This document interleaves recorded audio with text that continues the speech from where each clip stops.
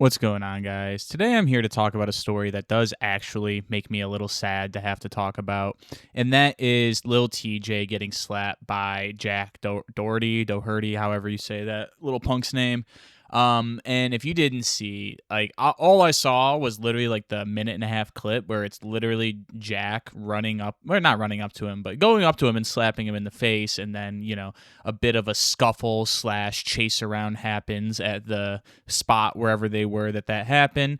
And that was basically all I saw of the clip. So I have no real context for how or when it happened. And I don't need it because Lil Tjay fully looked like a bum coming out of this. So Lil Tjay's been someone who, if you talk to Lil Tjay, you'd probably think it was 2019 the way he was speaking, because he still definitely feels very highly about himself and a lot of the issue, because that's all his name has been really involved with lately, is the controversy and issues that he's been causing in the last year to 2 years, maybe, with nothing crazy, but enough like small to medium sized events where even if you were kind of ready for a Lil Tjay comeback, he's kind of just screwed himself over. I believe it started, or at least like what's coming to mind now, was him smoking in Blackboy Max's Airbnb, looking like just a very entitled person for where he's at in his career right now. And especially when, like it or not, the guy whose stream you're on is somewhat of a forefront of the music industry, specifically the younger rap fans. Like,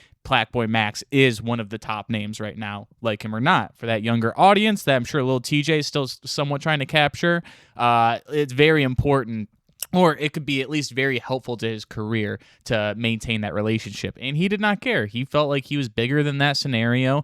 And I mean, hey, I guess he's chilling still, but he definitely, he looked bad from that. Not to mention, again, your name has just not been hot like that. So when you add like goofy behavior on top of that, like, that's a recipe to stay cooled off. And so that happens. Not the biggest deal, like rappers trying to smoke when you're not supposed to really be smoking at the place you're at. What's new? But then he had the event at, I don't know if it was actually Madison Square Garden. I believe it was. But he got banned from all MSG properties after, a security guard, I think he was just doing his job, and then Lil Tjay just was not happy that, his celebrity did not work as well as he thought it would, and he spits on this, like, security guard working at the venue, which lots of people, like, this has been said multiple times about this scenario, so I'm not gonna, act like this is an original thought, but just spitting on someone might just be the most disrespectful thing you could probably do to a person. Like, the level of, like, it's hard to describe the emotion that you must feel in order to be like, yeah, no, swing on you? Nah, I'm gonna spit on you. And that is something that I think everyone could identify. Like, if someone spit on you right now, you'd be fuming. So, like, especially when you're not a top 5 rapper, hot, as far as your name right now, yeah, ain't nobody really going to be on your side with that. So he looked goofy because of that. Not to mention he got banned from all the venues owned by that property management company. I think it was MSG. So, like, all of the, like, smaller venues that Lil Tjay maybe would have been able to perform at potentially down the line, he will no longer have access to those. And he shouldn't either. That's crazy to treat the employees like that, especially when they're just doing their job. And, like, would you expect this guy, like, oh no, that's Lil Tjay, I gotta let him to, like, bro, you are not like that right now. He may have not even known who you are. That's where you're at right now, where he may not even recognized you off rip like that. So just to, like, basically say is, like, Lil Tjay has been in and out of controversy. He had the thing with Takeoff as well, where, or not Takeoff, sorry, Offset, where he's putting Offset on blast, being like, yo, this dude's hitting me up for money. He was, like, leaking their conversations of them, talking smack to each other, being like, I'll pull up, no, I got tons of money, like, all the usual stuff. And I mean, that was more, I would say, neutral rather than negative or positive. If anything, maybe Offset looked a little negative in that interaction. But that goes to show you how, like, not seriously or well liked Lil Tjay is taken right now. I know that, like, the grammar I use for both of those is not right, but stay with me. Like, Offset still has more goodwill built up with the general masses than you do. And you can be like, well, the Migo run was just a bigger moment. Hey, I'll give you that. But at the end of the day, that's the battlefield you're playing in, buddy. So yeah, when people like could potentially be on your side, or at least make think Offset looks goofier, that's how much bad PR you've done for your own image, in my opinion, is the fact that people are just kind of like, they just don't care about the situation. So it's kind of a tough look for Offset, but honestly, you'll still find more people that are about to go check out new Offset music than you are people that are about to go check out new Lil Tjay music, because he just dropped it. He got into like a scrap with somebody. See, this guy is active everywhere but music. I don't even want to say that. I think he's been dropping, just no one's listening. So Lil Tjay, like I said, I have to imagine if you went up and talked to this guy, you would think you entered into a time machine and were 7 years in the past about when he was actually relevant, because this guy moves like he's freaking him, like he's still on top of it. And just musically, he's been very, very much stagnated for a while. That sound that he kind of wants to go with has just felt outdated for a good minute now. And honestly, without these, like, controversial, like, things happening around him, I don't know if we'd be mentioning him at all. Honestly, the controversy is probably the only thing keeping his name somewhat in the conversation.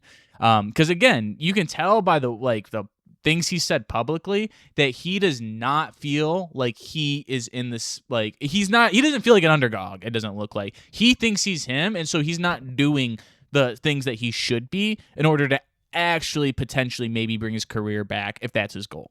So it's like, without that, switch up, like, people are not going to mess with you if you're acting like you're on top when you are just so far behind the rest of your, well, I don't even know if I'd say contemporaries, because a lot of his contemporaries are in a similar position to him, but you did not continue like the path forward as strong as it once was, which it's like, no shame in that. There's a lot of factors going on, but again, it's all about the attitude and how you carry yourself. So when you're going around spitting on people, smoking in places where you've been asked not to smoke, like, yeah, dude, you're not Kanye West. No one's gonna be willing to forgive you for even this type of BS, which is honestly nothing compared to some of the stuff that Kanye has done. But that's how much people care about what the music is.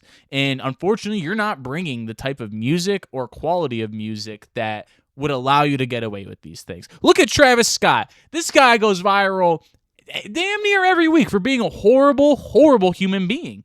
And there's a reason he's still doing the numbers he does. It's because the music is there. And so people are going to look past that because they don't care enough about the morality of supporting a Travis Scott. They care if the music sounds good and if it's something that they're messing with. You just had that video, literally, I think not even a week ago, of him throwing water bottles at the camera guy at the venue. So very, very similar situation to what Lil Tjay was in when he spit on the guard. It was a guy working at the venue doing his job, and you're upset about it, and now you're going to take it out on this minimum wage employee, whatever he's making, but like not enough to deal with the disrespect from someone who just thinks that they're that guy and more important than they really are.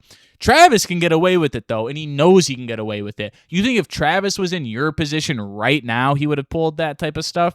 Probably not. I don't think he would have. Obviously, who knows? Maybe he would have. Maybe that's just him. But at the end of the day, you've just got to recognize that it's time to humble up, take a look around, and see that you're actually in reality where you haven't been relevant in 5 years, maybe more. No, 2021, he had a decent run there with some stuff on TikTok. I'll give him like 2023. Ain't nobody was listening anymore. And again, I don't only really say this from a place of hate. Any of the hate stuff that I'm kind of, because I know some of this is some hater type stuff. I'm not going to be fully ignorant on that. But it's more so just because it's like, yeah, dude, why are you hating and acting like this? Like, it's pretty clear that things have changed, and you're the only one who hasn't adjusted to act accordingly. Like, that's crazy. From someone in your position, which it's like, if you're, a smart person, you should be able to look around and see the things that have changed and how, it's not like what it was. Maybe I have to change up my approach or not spitting on like actual security guards or whatever. And then I forgot what this video was even about. It ended up just being a rant session about TJ. But now you're getting slapped by Jack Doherty. Like, that couldn't be worse PR for you at this moment. That's the worst PR almost anyone can get. Like, I literally just looked it up to see if I could find even a little bit more info on it. And all I really saw was just like, 6ix9ine, clowning on it. Like, that's the like territory you're in.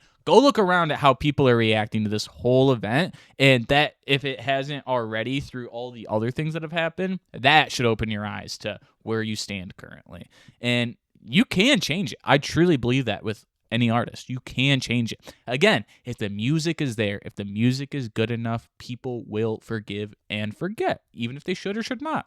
That's just how powerful music can be. But until we see that, buddy, you're gonna be hanging out with the unfortunate, just good memories that we have of a bygone era. But let me know what you guys think down below. Am I wildly off on this? Let me know your thoughts. Thank you for listening. I'll catch you later. See ya.